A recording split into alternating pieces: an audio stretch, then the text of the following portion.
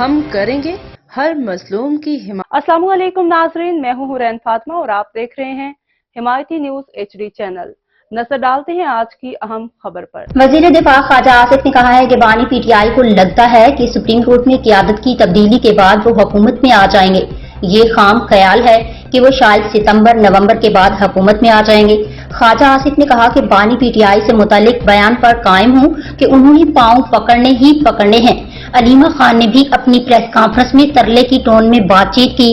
उन्होंने कहा कि खैबर पख्तूनख्वा में उन्हें हुकूमत करते 15 साल हो गए, बजाय नई यूनिवर्सिटी बनाने के तालीमी इदारों की जमीन बेच रहे हैं।